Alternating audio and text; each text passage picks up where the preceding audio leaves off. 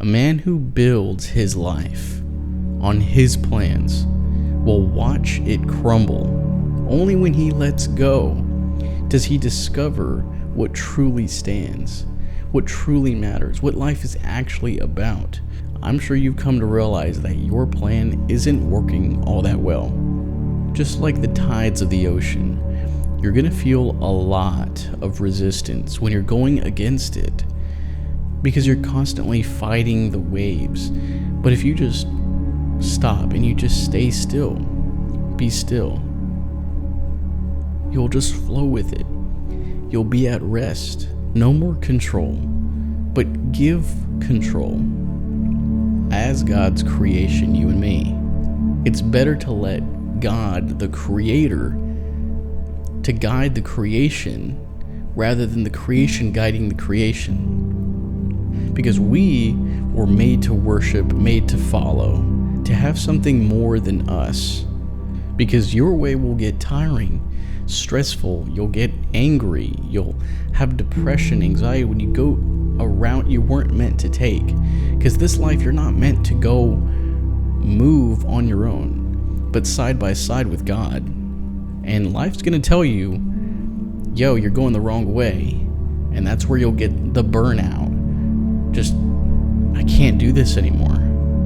Learn to not take control, but surrender it and give it to Him. Because His ways are better than our ways. And too many times we think we're smart to make a choice, and then it goes south and it doesn't work the way you thought. I recently received an email from one of you telling me that you know that God has great things for you, but you keep doing things your way. You keep giving in to things that you know are hurting you. That tells me that you're like this. You're clenching your fist, you're holding on to something that you weren't meant to hold on to. When God tells you to cast your burdens, to give them away, to let Him have them. You don't need them anymore. Whether you're holding on to an addiction or you're holding on to certain friends that you know that are not going to help you in any way, shape, or form, but rather hurt you. If only you saw a picture of God's plan for you, what things could look like when you surrender.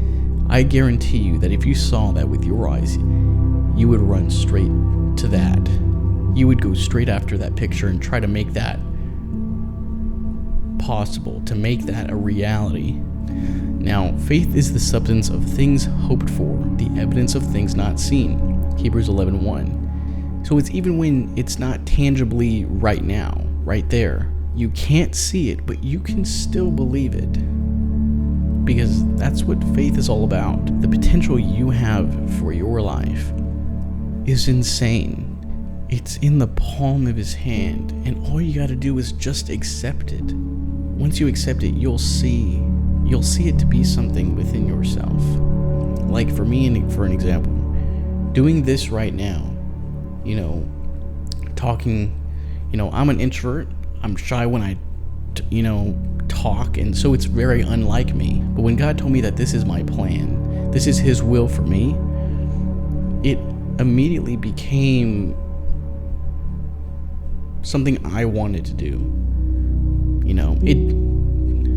It took some time to get used to, talking to people and all that stuff, but I enjoyed doing it when normally I wouldn't have. I know there's some people that are afraid to hear things that God's gonna say, like, man, I don't want to give up this stuff. I know He might tell me to get rid of these friends, but I don't want to. So you kind of block them off in certain parts of your life, or you try to. Or you're like, man, I want to do this for a living, and I know He might tell me something else, like go get a job or do something else, God works with your life. He knows the things that you enjoy, the things that you like, and things start to work out, and His will becomes your will. You start to really take on this mission because His ways are perfect. You feel free, you feel joy and peace, and things become clear. And when you're doing things your way, things are very unclear. You think you know the right way, and then you go that direction, and then it goes haywire. Or even when you do something you shouldn't have done. You knew you shouldn't do this thing, but you just wanted to do it one last time. But that one last time turned in 3 more, 5 more. It's that voice in your head that tells you just one more time. And then after that one more time, he tells you again, one more time. And it doesn't stop there. It just gets bigger and bigger and bigger. Don't listen to those lies, those voices in your head telling you things that are taking you in the wrong direction. A detour, I guess you can call it, that are constantly putting you in a turn, in a loop, in a loop, in a loop. And you think, well, one day I'll get out of this loop. And you never do. You gotta give your heart to him. You gotta give him your everything that you have. If God told you today, get rid of everything you have. Sell your house, do this, do that. Your cars. How many Christians do you think would actually do that? How many people would actually trust God? There's stories in the Bible where God did that. He said, sell this, sell your stuff. And it shows where your faith is at. How far are you willing to go with this? Do you trust him that when you do these things, that he's got a better plan for you? How do you get to that point to where you can hear something like that and immediately not question it? Where if he tells you, sell this, get rid of this, where you just don't question, okay, on it. How do you get there? And to get your faith to the point where you can really, at everything he says, and not be confused on which voice you just heard. That's where it comes to the relationship, y'all's bond, the communion that you two both have. That you know his voice, because he says, my children know my voice. You gotta trust him. And I want to say that there's a difference between obedience in law and obedience in relationship. Where it's like, I'm obeying God because it's the right thing to do. But the relationships, I'm obeying God because I love him and I want to be with him. I want to be free. The one where it's obedience of the law, that's religion, and that's where you'll never find freedom. They're stressing out. They got to keep all these things that they got to do, obeying God with this and that. When obeying God in relationship, it's peaceful. You don't feel like you're doing much but just loving him, period. Obedience is the right thing to do, but you're not doing it because you have to, but you do it because you get to. You get to love him and you get to experience freedom because of Jesus and what he's done for you. God knows what you're about to do. If you're about to do something that you shouldn't be doing. And he's still going to be there. He wants you to open that door to him. You have to be the one to open that door. That's on your behalf. Because he's not going to force himself to make a way. But he'll show his love to you. And with that, it's on you if you want to take it. If you want to let that be something within you. And give up your ways. Because his ways are better. There was a time when God told me to go create this documentary and, just to go away and do that. And I didn't question. I went and I did it. I filmed it. You can watch it on YouTube. I lived in my car for about a week. I was about an hour away from home. I had some amazing experiences, things that he told me from back then that I'm not allowed to share until the future. So a lot of things were given to me in that time. And it was because I opened myself to hear him, to obey, to listen, even when things got a little nerve-wracking, I guess you can say. I didn't bring a lot of money with me. I didn't have a lot, and I was talking to a friend, and I was telling him what I'm doing, and I don't have a lot of money. I just need like $20 just to get by, to eat something or to whatever. And, I had my hands in my pocket. There was nothing in there, I guarantee you.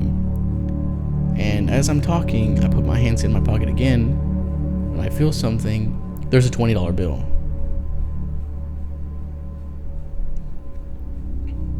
Excuse me, what? He's there for you, and he's not gonna just push you out there in the desert. He's not like that. And that was a great experience. The entire documentary was just incredible. But it's all about obedience and letting your thoughts go. And to where your thoughts become his thoughts, where you don't question it. You don't that's not a really good idea. But you'll know when it's him, and you'll have confidence, you'll have faith, trust that he knows what he's doing. And it's for the best, for you and others. Because I created that for y'all and to see the miracles, and it was great. So it's always best to let go of your ways of the past. Let the past be the past and don't bring it back. Leave it there, because he is for you and not against you. Always remember that. His ways are better than yours. You got amazing plans for your life. And from what y'all are telling me in the comments, things are getting better from what I'm seeing.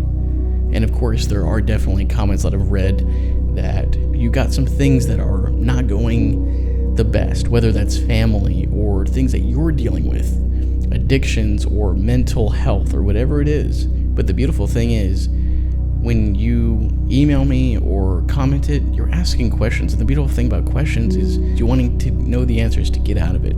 You're not just willing to just sit there and deal with it.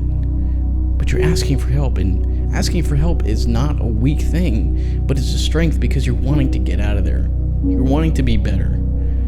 You want to be the best vessel you can be for God and other people out there, that you can be useful to other people. Be the light, and letting God be God and control the things in your life is the best way to do that. Continue to pray, read the Bible, because you need that firm foundation. You need that communication, and that genuine love needs to be there. Remember, the obedience of the relationship is where it grows, where it begins. Not just because you have to, but because you love him dearly.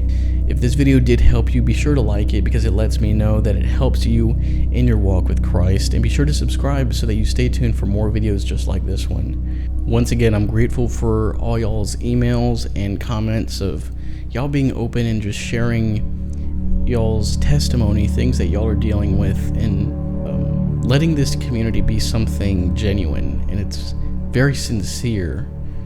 I'm glad that y'all have said that it's a safe place and there's no judgment here if you're dealing with something, because, man, I wish I had that when I was in the lows. That's why I'm here. If you don't have that person to get you where you want to be, then I'm going to be there to guide you there. That this community that y'all have built, y'all did that, is just the greatest, because y'all are helping each other grow. It's always just an honor to be there to help you when you're dealing with something and you're unsure how to get out of that. I never take any of y'all's comments for granted. I make sure that I like all of them. I make sure that I've read them, and not just speed read them, but that I really hear you out. I really take in what you're telling me as a close best friend. But thank you guys so much for tuning into this video, and I hope to see you in the next one. Messenger out.